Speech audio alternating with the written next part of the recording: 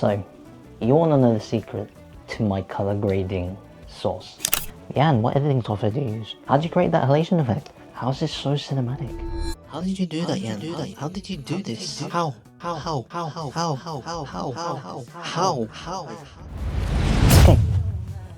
I get the point. Y'all want to know the secret. I ain't gonna gatekeep, so welcome to another episode of The Final Stretch. This time, we're gonna be talking about my color grading to cinematic vlogs.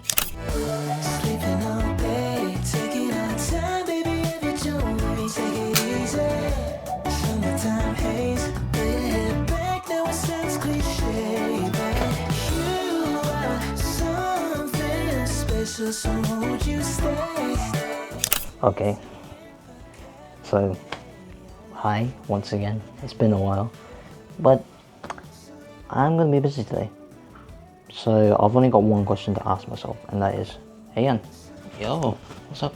What editing software you use to color grade? I'm just curious. It's DaVinci Resolve, man. Easy. Oh, DaVinci Resolve. Okay. Appreciate you telling me. Thank you, man.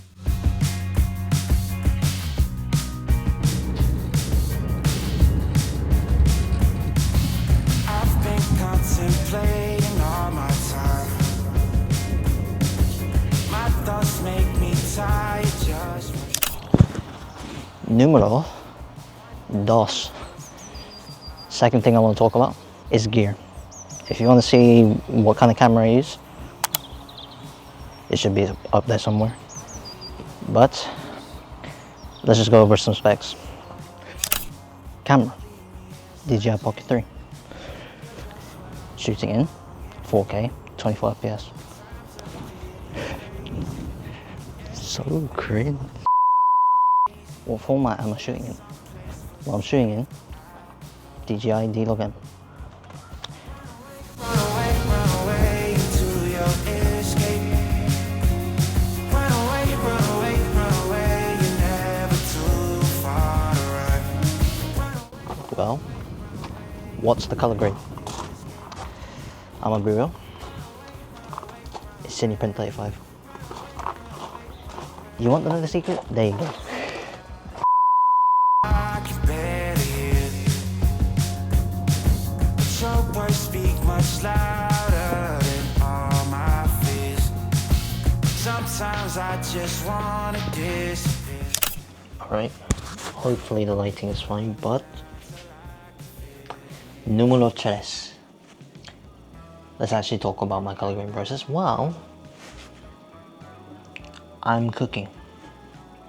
Ready? Better sit back and relax for this one.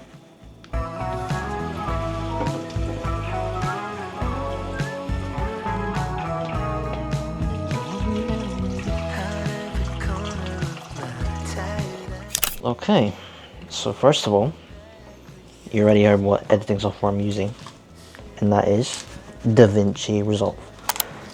Now, first of all, I personally think DaVinci Resolve is the best color grading software for you creators out there that are watching. And for those of you who are experienced, I suggest you make the move.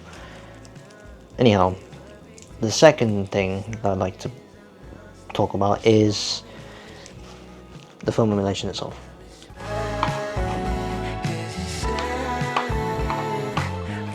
The film emulation software is, as you heard from me, it's called Cineprint 35, and it's literally basically different film stocks that you would find across physical film cameras these days and back in the day, and converted into they call a power grade.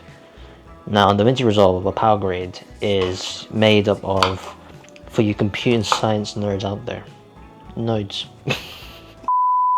Nodes, and once you create it and once you apply it to your footage after you film in D-Log on your log format, you get basic color graded film emulation footage that looks great already, but you can tweak it just a little bit, and we're about to explain that process.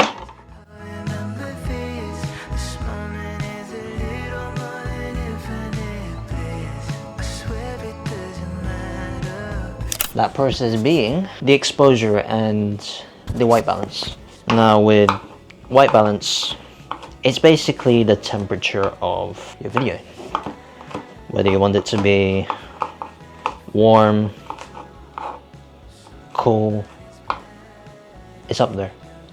Warm, cool, and it fixes up the footage itself, basically. And when it comes to exposure, that's how bright or how dark your video is.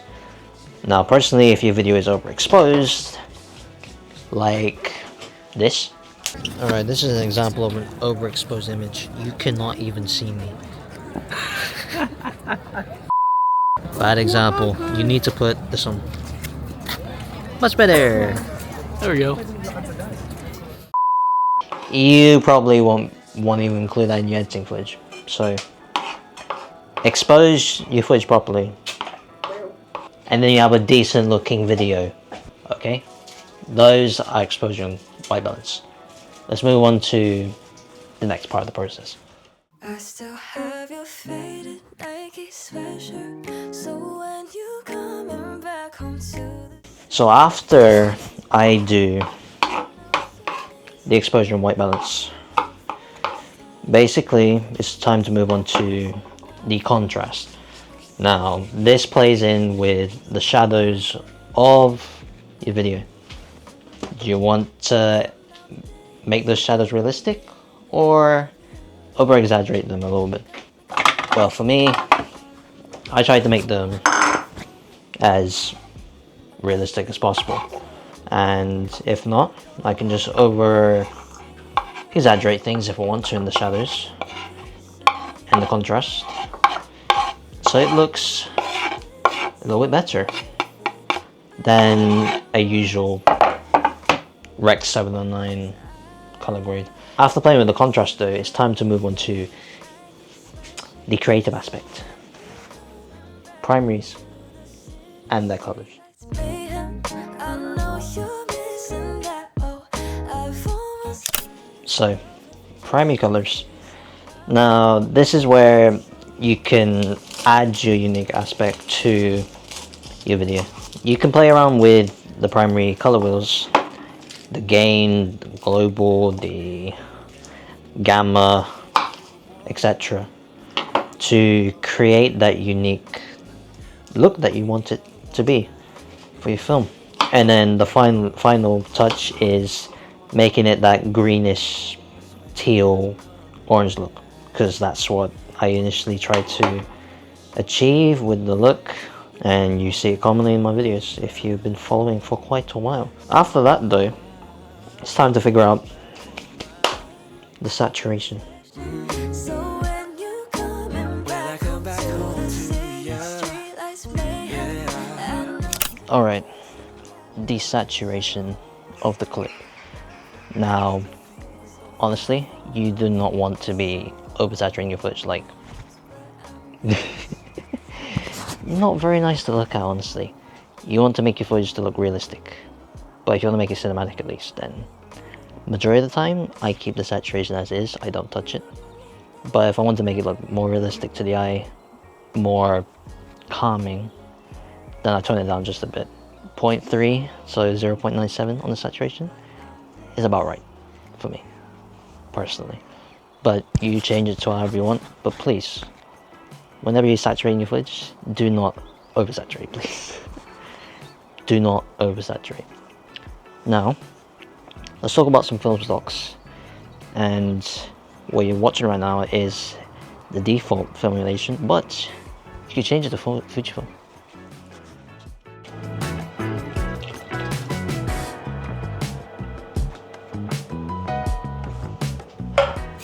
The last point I want to make is the film stocks.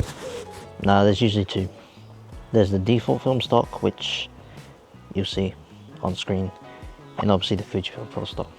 Now for Fujifilm, personal preference, yes, would love to recreate that or emulate that look, and you can decide which one you want to choose to finish off your grade. Also want to mention about elation. Now I don't know if this is a good example, but you see the red glow around in the emulation, that's elation.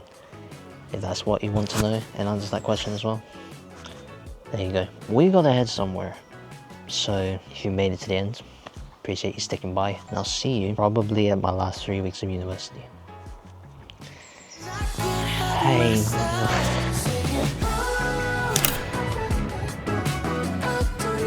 It's London Marathon Day. It was short enough.